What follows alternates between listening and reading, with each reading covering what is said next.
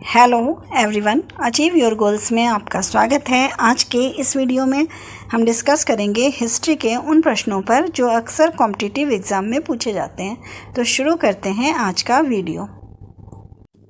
Question number 1, चावल की खेती के प्रथम साक्ष्य कहाँ से प्राप्त हुए हैं?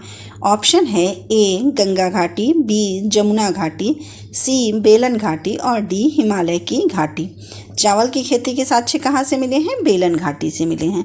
तो हमारा आंसर क्या होगा? ऑप्शन सी, बेलन घाटी, जो कि उत्तर प्रदेश के इलाहाबाद में है। क्वेश्चन नंबर 2 है, राष्ट्रकूट वंश की स्थापना किसने की? ऑप्शन है ए दंती दुर्ग, बी कृष्ण प्रथम, सी इंद्र द्वितीय और डी इनमें से कोई नहीं। राष्ट्रकूट वंश की स्थापना दंती दुर्ग ने की थी और इसकी स्थापना कब हुई थी? 8वीं सदी में हुई थी। तो ऑप्शन ए यहाँ पर सही होगा। क्वेश्चन नंबर 3, सेन वंश की स्थापना किसने की? ऑप्शन है ए बल्लाल सेन, ऑप्शन बी हेमंत सेन, सी विजय सेन और डी सूरसेन। किसने की थी सेन वंश की स्थापना? हेमंत सेन ने की थी। और सेन वंश कहाँ का राजवंश है? ये बंगाल का एक राजवंश था। तो ऑप्शन बी यहाँ पर सही होगा। क्वेश्चन नंबर 4, सर्वप्रथम सोने के सिक्के किस राज्य के राजाओं ने जारी किए? ऑप्शन है ए शक, बी यवन, सी गुप्त और डी मौर्य। किसने किए थे सोने के सिक्के सर्वप्रथम जारी? यवन शासकों ने किए थे। तो ऑप्शन बी यहाँ पर सही होगा। क्वेश्चन नंबर 5 है, नालंदा विश्वविद्यालय का विकास किसके काल में हुआ? या कह लीजिए नालंदा विश्वविद्यालय का निर्माण किसके काल में हुआ? Option A Chandragupta, option B Skandagupta, C Kumaragupta और डी समुद्रगुप्त। किसने कराया था नालंदा विश्वविद्यालय का निर्माण? कुमारगुप्त ने कराया था। तो ऑप्शन सी यहाँ पर सही होगा। कुमारगुप्त किसका पुत्र था? चंद्रगुप्त विक्रमादित्य का। क्वेश्चन नंबर 6 है, कृष्ण प्रथम जो राष्ट्रकूट वंश का राजा था उसने निम्नलिखित में से क्या बनवाया? ऑप्शन ए एलोरा के शिव मंदिर, बी अजंता की गुफाएं, सी एलोरा की गुफाएं, डी इनमें से कोई नहीं। इसका सही आंसर क्या होगा? इसने क्या बनाया था? एलोरा के शिव मंदिर बनवाए थे कृष्ण प्रथम ने। तो ऑप्शन ए यहाँ पर सही होगा। क्वेश्चन नंबर 7, किसके काल में चतुर्थ बौद्ध संगीति हुई थी? Option A Ashoka, option B Kalashoka, option C Ajatashatru और ऑप्शन डी कनिष्क। किसके काल में हुई थी चतुर्थ बौद्ध संगीति? 72 ईस्वी में कनिष्क के काल में हुई थी। तो ऑप्शन डी यहाँ पर सही हो जाएगा। इसके अध्यक्ष जो चतुर्थ बौद्ध संगीति हुई थी उसके अध्यक्ष वसुमित्र थे और उपाध्यक्ष अश्वघोष थे। और कहाँ पे हुई थी ये बौद्ध संगीति? कश्मीर में हुई थी, कश्मीर के कुंडलवन में। क्वेश्चन नंबर 8, वल्लभी काल किस काल को कहा जाता है? ऑप्शन है ए गुप्त काल, बी कुषाण काल, सी मौर्य काल, ऑप्शन डी इनमें से कोई नहीं। वल्लभी काल किस काल को कहा जाता है? गुप्त काल को कहा जाता है। तो इसलिए ऑप्शन क्या सही होगा? ऑप्शन ए सही हो जाएगा।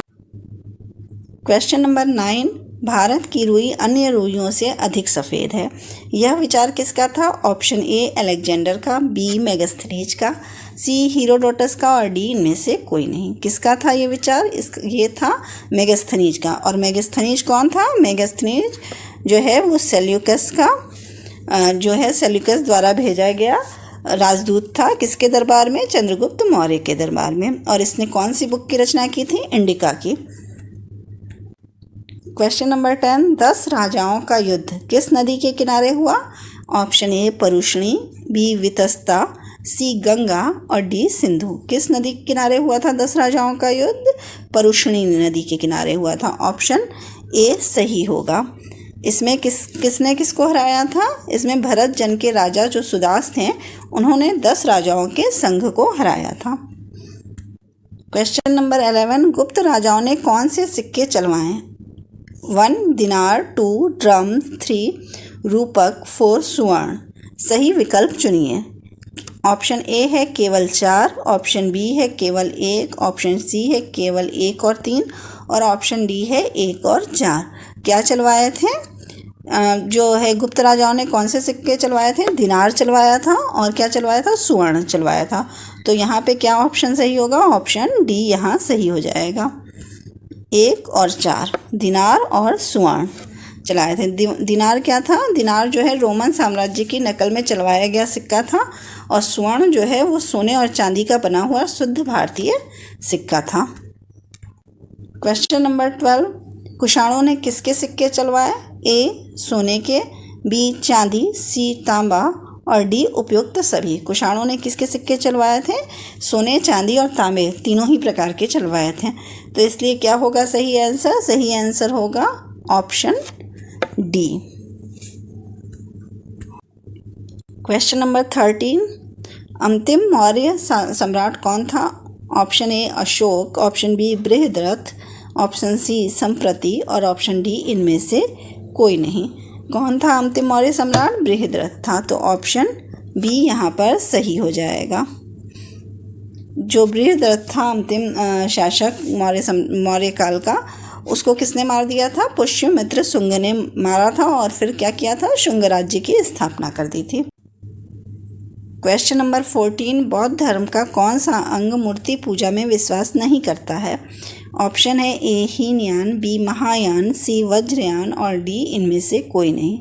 कौन मूर्ति पूजा में विश्वास नहीं करता है? हीनयान नहीं करता है। हीनयान जो था वो क्या था? बौद्ध धर्म की शिक्षाओं पर विश्वास करता था। वो ना तो मूर्ति पूजा पर विश्वास करता था और ना ही ये मानता था कि बुद्ध भगवान थे। तो यहाँ आंसर क्या होगा? ऑप्शन ए सही होगा।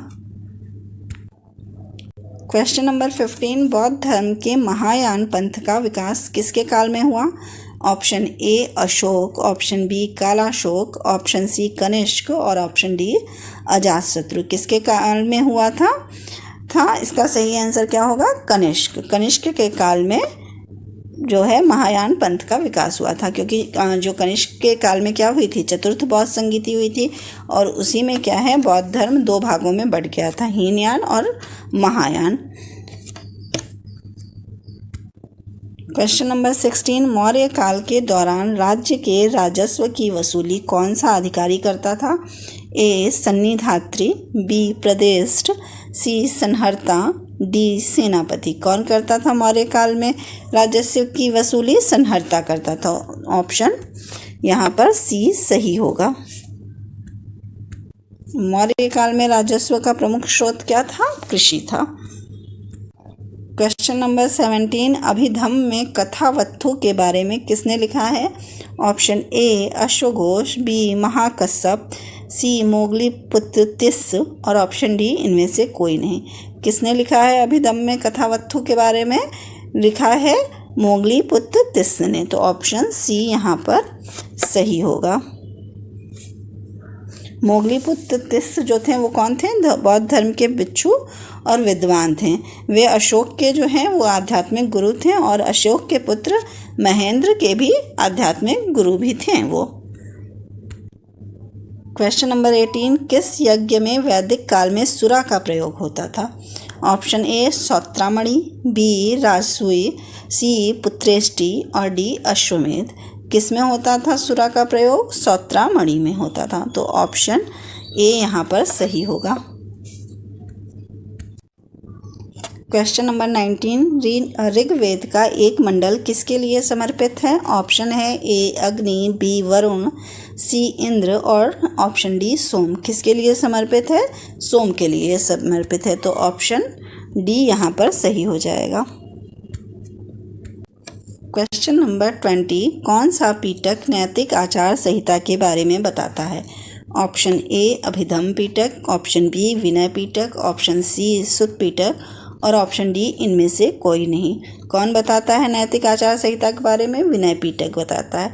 इसमें क्या है? मुख्यतः कानून के बारे में बताया गया है। इसमें संघ भिक्षुओं तथा भिक्षुणियों के लिए जो नियम बनते हैं वो बताए गए हैं। तो सही आंसर क्या होगा? Option B Vinaya Pitaka. अगर आपको मेरी ये वीडियो पसंद आई हो तो प्लीज़ लाइक और सब्सक्राइब करें। Thank you.